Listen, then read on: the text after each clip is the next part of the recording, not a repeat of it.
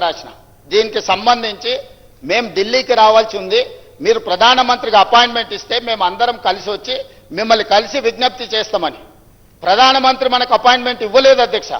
ప్రధానమంత్రి అపాయింట్మెంట్ ఇవ్వకపోతే పార్లమెంటు జరిగేటప్పుడు ప్రధానమంత్రిని కేంద్ర ప్రభుత్వం మీద ఒత్తిడి తీసుకురావడానికి జంతర్ మంతర్లో మేము దీక్ష పెడితే, జంతర్ మంతర్లో ధర్నా చేస్తే దాదాపుగా 100 మంది పార్లమెంట్ సభ్యులు ఇతర రాష్ట్రాలకు సంబంధించిన వాళ్ళు వచ్చి తెలంగాణ బీసీ రిజర్వేషన్ 42కు మద్దతు పలికినరు. కానీ రాజ్యసభలో ఉన్న బీఆర్ఎస్ ఎంపీలు మాత్రం అటువైపు కూడా కనుదిప్పి చూడలే అధ్యక్ష.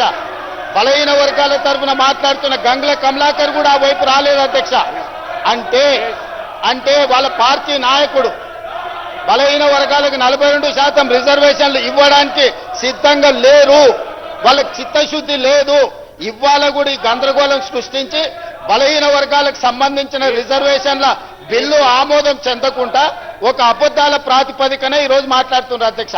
అందుకే ఇలాంటి వాళ్ళకి కనువిప్పు కలగడానికి ఫిబ్రవరి 4 ప్రతి సంవత్సరం సోషల్ జస్టిస్ డేగా నడుపుకోవడానికి ఇదే సభలో మా మిత్రులు పొన్నం ప్రభాకర్ గారు తీర్మానం ప్రవేశపెడితే ఆమోదించిన అధ్యక్ష.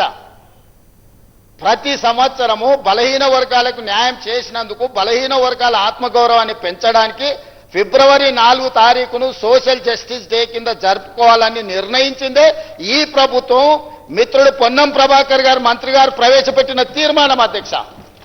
ఈ ప్రభుత్వం చిత్తశుద్ధిని, మీరు తప్పులు చేసిండ్రు, మీ తప్పులకు ప్రజలు శిక్ష విధించిండ్రు, ప్రజలు ఒక తీర్పు ఇచ్చిండ్రు, ప్రజలు ఇచ్చిన తీర్పు మేరకు ప్రజాప్రభుత్వం ఏర్పడ్డది. ఈ ప్రజాప్రభుత్వం ప్రజలకిచ్చిన మాట ప్రకారం వాటిని అమలు చేస్తుంది. అమలు చేయడానికి మీరు సహకరించండి. ఒకవేళ మీరు సహకరించము, మీ బుద్ధే మారలేదంటే మళ్ళీ ప్రజలు మళ్ళొక తీర్పు ఇస్తారు. ఆ హోదా కూడా మిగిలదు చివరికి. కాబట్టి దయచేసి వీళ్ళు రాలే వాళ్ళు రాలే, అంతకంటే ముందు రాహుల్ గాంధీ గారు ఏం చేసిండ్రు, ఏం మాట్లాడినరు, ఏం హామీ ఇచ్చిండ్రు, ఏ నిర్ణయం మేరకు ముందుకెళ్తున్నావో వీళ్ళు మాకు సూక్తులు చెప్పాల్సిన అవసరం లేదు అధ్యక్ష. వాళ్ళ నాయకుని మొదట సభలో వచ్చి కూర్చోమన్నారు అధ్యక్ష. రాహుల్ గాంధీ వచ్చిండా లేదా, రాహుల్ గాంధీ ఆదేశం లేకుండా రేవంత్ రెడ్డి గారు ఇక్కడ ఈ నిర్ణయాలన్నీ చేస్తాడా అధ్యక్ష?